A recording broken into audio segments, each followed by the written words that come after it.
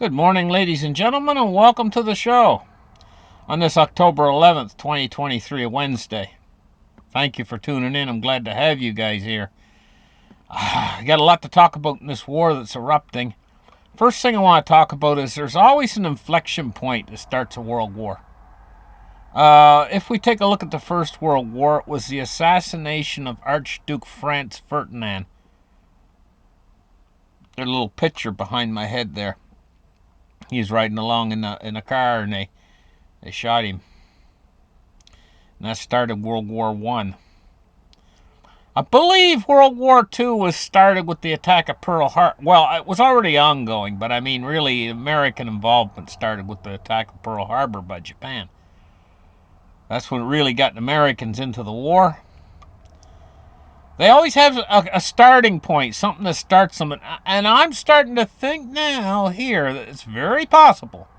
I'm not saying it is, but it's very possible that this attack, this Hamas, this egregious, brutal, barbarism attack by Hamas could be the trigger to start World War III. I'm just saying. Because it could expand out from here. It says how in Israel kibbutz paradise turned into hell in a Hamas attack. A baby's crushed crib lying outside a burned out home. Corpses strewn on the street. I could go into more, but it just says here the stench of death was everywhere. Horrible. And of course, Israel right now is getting ready for some sort of a ground-based thing. They got prisoners they've got captives, they've got hostages inside Gaza that Israel's going to move in and try to do something about that. But now let's take a look. This is where it's danger for escalation into something much wider. You know, the Americas moved an aircraft carrier into a carrier group into the area. And it could be that Israel is right now actively fighting a secondary front on the northern border with Hezbollah. So we got a Hamas down there in Gaza, and Hezbollah up to the north, and then there's Syria as well, and then there's Iran. These are all ways in which this war can spread out to wider, become much wider. And you know, we have the BRICS. The way I see it, you know, the BRICS and NATO are picking, like, everybody's picking sides, and it's just like the main event, like in a wrestling match, you know, or something. Between NATO's very powerful, but so is the BRICS nations. You got China, you got Russia. Those are two big powers right there. You know, you got Iran, you got North Korea. These are all nuclear. Well, Iran's not yet, but North Korea is a nuclear power. So is China, so is Russia. But over in the West, you know, you get the United States, most powerful military on the earth. You've got Great Britain. You got France. These are nuclear powers as well.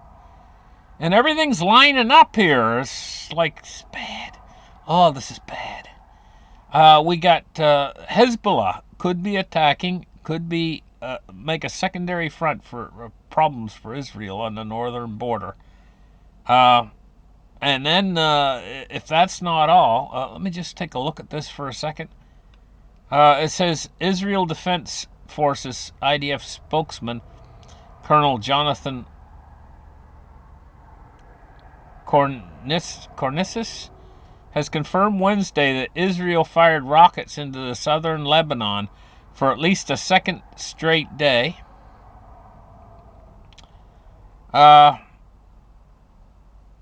for at least striking Hezbollah positions after the Iran-backed group struck Israel soldiers with anti-tank missiles fired from across the border. Okay, so we got that going on. Now, where was it here? I'm looking for it. Oh, it must be here. Syria is launching missiles on Golan Heights as the United States begins surging defense aid to Israel. Syrian army has fired missiles toward Israeli-occupied Golan Heights Tuesday evening. Israeli defense forces have confirmed the attack. It says a number of launches from Syria aimed for Israel were identified a short while ago as part of the launches crossed into Israeli territory, presumably fell on open areas. And it says this raises the risk of a broader conflict. So there's a lot of risk right now of broader conflict. And also I saw down here that the United States... of course, Iran is rejecting. It says the Iran's supreme leader has strongly rejected any involvement in the Hamas movement surprise attack on Israel. But if we look down here, we also see the United States. It says the United States may deploy a second aircraft carrier near Israel.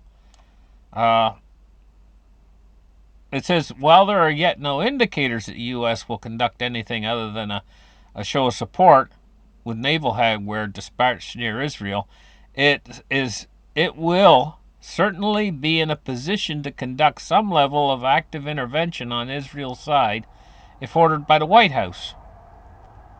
It said that the IDF says it has mobilized 300,000 troops and declared a full siege, halting the flow of water, food, and electricity into Gaza on Monday. The arrival of the USS Ford, which is an aircraft carrier, which is carrying an air wing and accompanied by a guided missile cruiser, the USS Normandy, and 4 U.S. Navy Burke-class guided missile destroyers, is intended to send an unmistakable warning to Iran and the militant groups it backs throughout the region not to join in the conflict by launching their own attacks against Israel, Biden officials have said. Says the strike group led by the Ford is capable of intelligence collecting and long-range strikes, a senior U.S. defense official told reporters on Monday, noting its arrival signals the United States is postured to respond to any contingencies and minimize the risk of a wider conflict. That's the statement there. A wider conflict at this point looks to me like it could very well happen. Don't count it out at this point. We're going to have to keep our eyes on this very carefully. A couple things to watch for is other countries jumping in. Hezbollah attacking from the north. Possibly Iran getting involved in all this.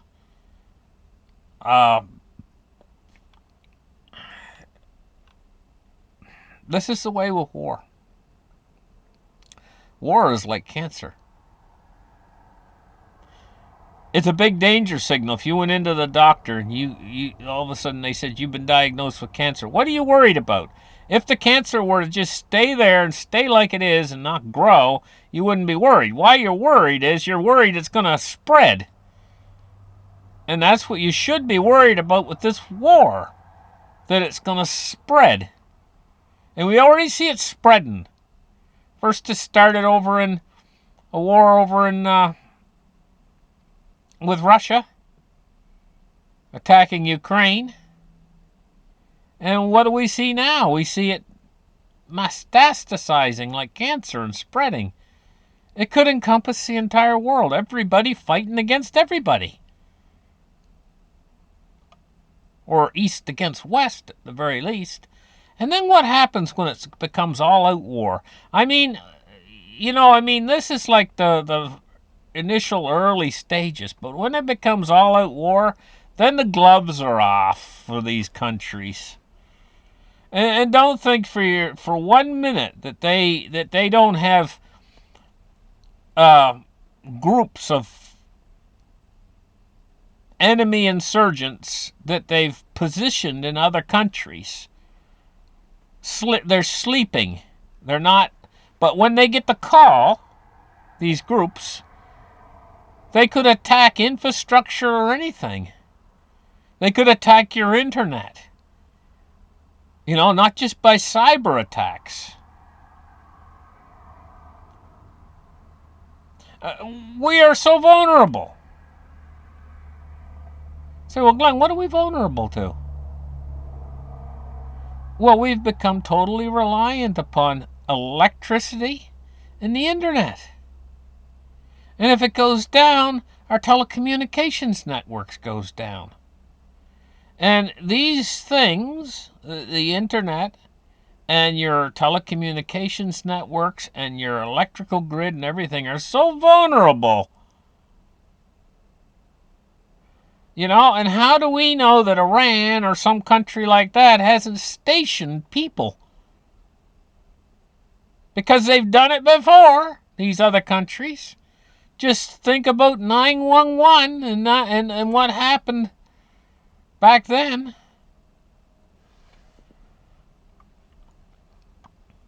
Could be 10 times worse if World War III breaks out. Because then the gloves come off at a certain point. And they'll do anything.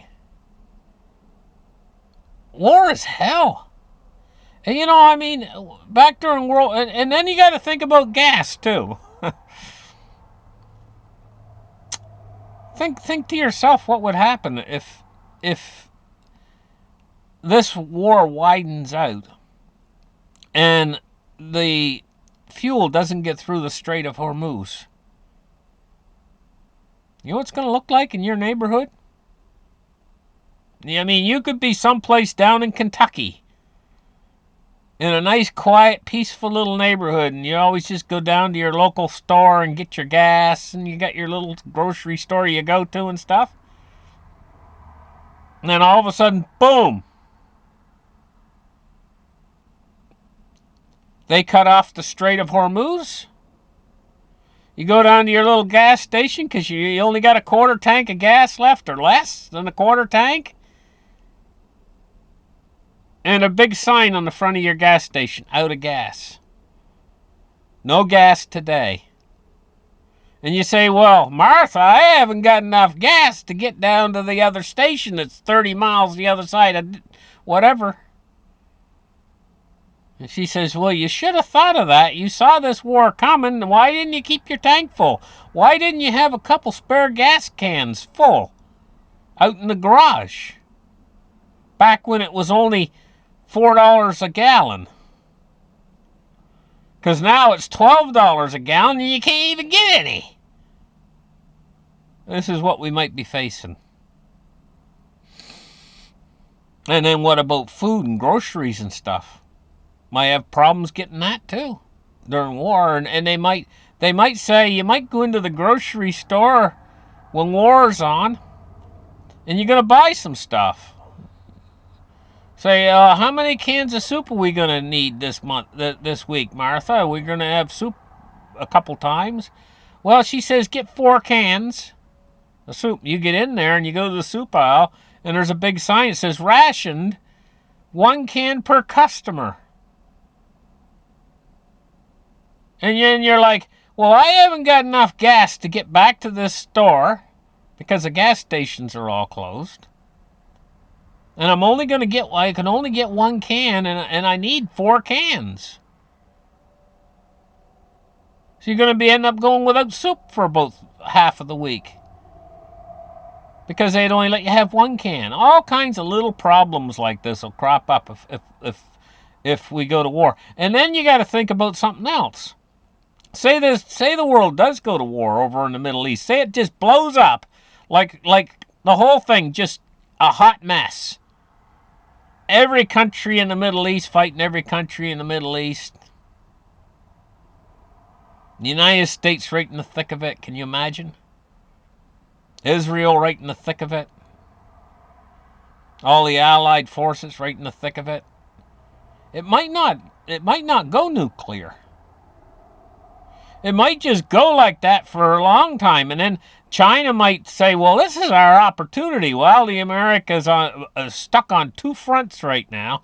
They're all fighting in the Middle East, terrible bad, and they're running out of ammo there, and they're fighting. They're still fighting over on the Eastern Front, over against Russia over there in Eastern Europe. It might by that time it might have spread it out from Ukraine to perhaps Poland and Romania by that time, and America's fighting in Romania and fighting in Poland and fighting in the Middle East at the same time, and then China says, now's our opportunity to attack Taiwan. And then America would be fighting on three fronts, fighting in the Pacific as well.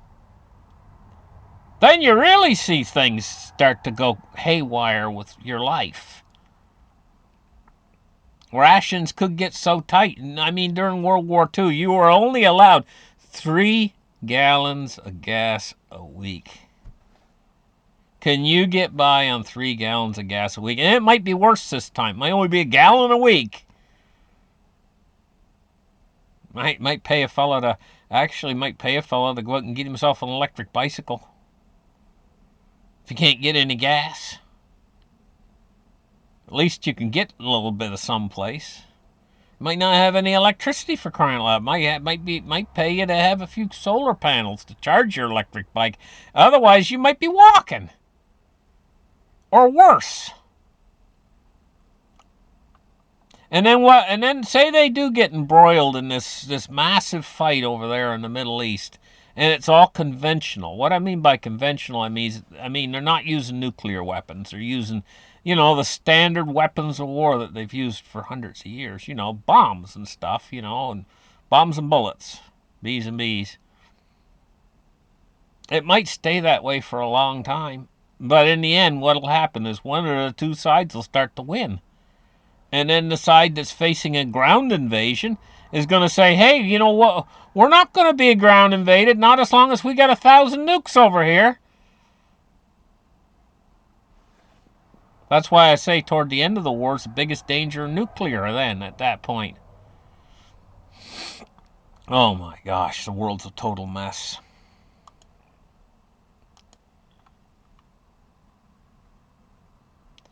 This is... Okay, so to make it even worse, here, look at this. NATO's Secretary General threatens response if Finland's pipeline was sabotaged. Well, it was sabotaged, but by who? They're talking about a response if it was sabotaged by, I guess, maybe Russia.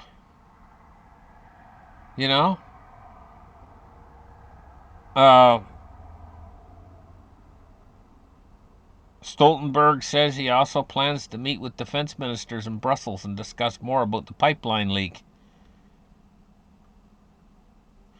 He says the important thing now is to establish what happened and how this could happen, and if it's proven to be a deliberate attack on NATO, on NATO's critical infrastructure, then this will be serious. In other words, if it's an attack on NATO's critical infrastructure, then it's going to be serious and will also be met by a united and determined response from NATO. So strike and strike back. This could start World War III. If NATO does what they're saying right here, it says, but will also be met by a united and determined response from NATO. You get a response from NATO and then a response back. That's how war works.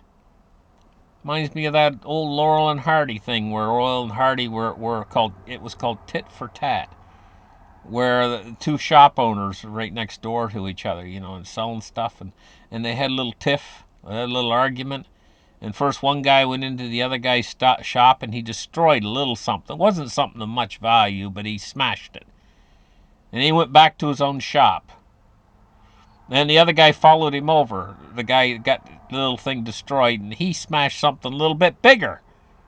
And then they marched back over to the other guy's shop and smashed something even bigger. And then in the end, it was just wholesale smashing everything they each had. And that's the way with countries, you know? I mean, first they fire one little shot, and then the next thing you know, it's 100 shots coming back, and then it's 1,000 shots going back the other way. It's like the cartoon, you know. I remember a Yosemite Sam cartoon when Bugs Bunny and Yosemite Sam were each pulling out guns, and each time they pulled out a bigger and bigger gun. In the end, it was cannons, and in the end, it was monster cannons. It's like anyway, guys. Moving on, we're gonna take a look at the markets now. Now that we saw all the disgusting war news that is just overwhelming us, because it's just coming fast and furious now. You can barely keep up with it. Oh, silver price today. It's going up today. It's up 21 cents at 22.04. So we got a silver's on the move today. Gold? Gold is $18.76. It's up $16.20. Now gold is starting to spike up there a little bit. Good. Nice to see some movements in gold and silver to the upside for a change. Well, Bitcoin's going down. 26,762. It's down roughly around $1,000 from like yesterday or the day before. Ethereum is at 1558, and XRP is at 48.3 cents. So it's lost a little bit more than a penny. Taking a look at the Dow Jones. It's down 28 points right now at 33,710. Taking a look at crude oil. Crude oil is down $2.24 at 83.73. Bonds and rates today. What we're seeing is on the long end, we're seeing falling yields. So the U.S. 10 years at 4.57. It's down 7.6 basis points. And the U.S. 30 years down 9.6 basis points at 4.73. And the dollar index right now is at 105.78.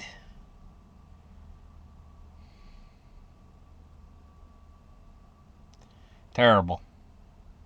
I was just thinking about my mind right now about that Hamas attack.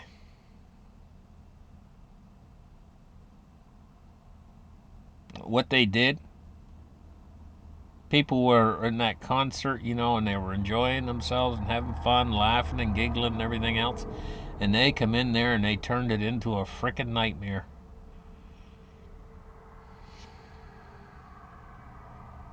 Awful. Thank you guys for listening to my show. And we'll catch you guys in the next episode, and have a great afternoon. Bye-bye.